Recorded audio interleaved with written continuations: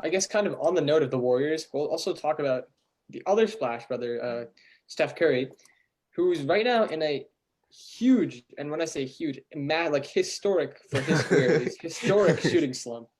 Um, he normally is shooting usually 43, 44, 45% from three, averaging around 10, 11 attempts per game, um, killing the league in all aspects on offense. But in his last 5 games or so, he's only been averaging about 18 points per game, 7 rebounds, 6 assists. The Warriors are also 1-4 in those last few games, and I think he's only shooting like, if I'm not mistaken, 32% from three, which is just terrible for Steph. I mean, for Russell Westbrook, that's like a career year, but for Steph Curry, that's like his worst shooting performance Ooh, ever. burn. I Yo. guess my question is like, obviously Clay's coming back. That's going to be a big addition once he starts getting his full minutes. But will are the Warriors in danger of losing their 1 seed? Well, they've already lost the 1 seed to the Suns, but are they in danger of, I guess, slipping further down to where someone like the Memphis Grizzlies starts to overtake them, and they're only about the 3 seed in the West? Or do you think that they'll be fine because their upcoming schedule is pretty easy? It's only against the Pistons. I mean, first of all, you can't disrespect what Russell Westbrook is. He could be listening to this podcast right now, you know, and he might not come on, you know.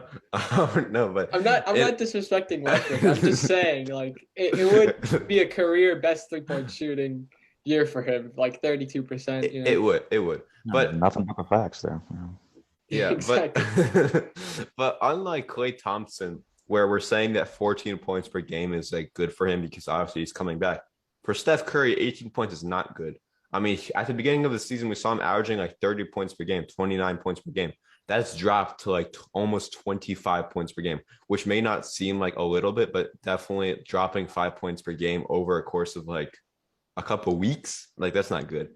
But in terms of like the Grizzlies, I mean, they're playing amazing. I mean, despite their loss to the Mavericks, like it's definitely not going to define them as a team. Um, Honestly, if you look at the team, you have Jean Morant, Desmond Bain, who came out. Um, you have what's his name, Jaren Jackson Jr. You have a guy who played with Bronny and Sierra Canyon already, like scoring like 15 points in the NBA, which is crazy.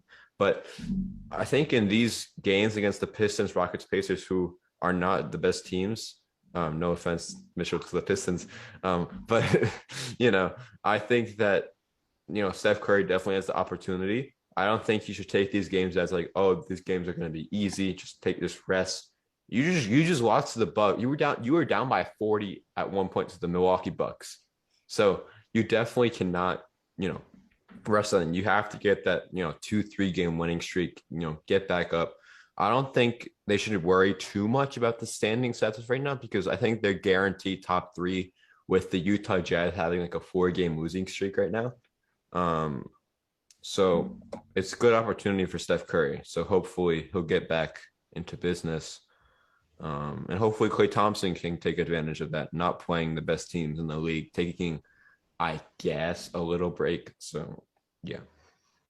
No, I would definitely agree. I think Steph's going to come back in full force, especially against these matchups. Maybe we'll see a little bit more of Clay. Clay can pick up the slack as he's easing himself back in to a more full workload. And I got a quote here from Steph actually, and it pretty much ties into back what I said about Clay. It's just patience. He says, in reference to his shooting stats, they're lower than I want, and that's going to happen from time to time. I'm never results based, so the approach and what you do going into every game remains the same, and eventually it will turn around. You just can't lose confidence.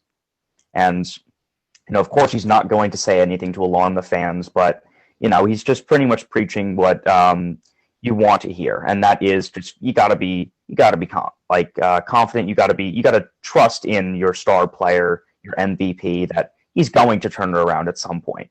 This is so uncharacteristic of him that I have faith that probably by the end of this next few game stretch where he's going to have some favorable matchups that he'll be at least somewhat back to form. Yeah, Yeah, and yeah, the and I mean, going back to like Clay, I mean, I